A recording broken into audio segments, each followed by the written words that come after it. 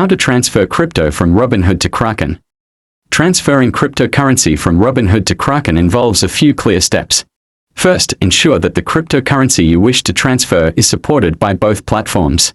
Begin by logging into your Robinhood account and navigating to the cryptocurrency section.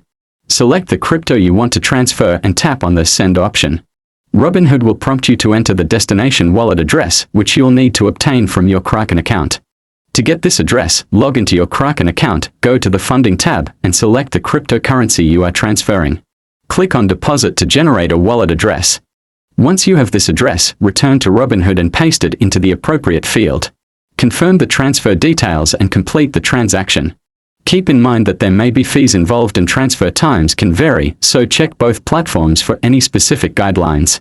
Finally, monitor your Kraken account to ensure that the transfer has been completed successfully.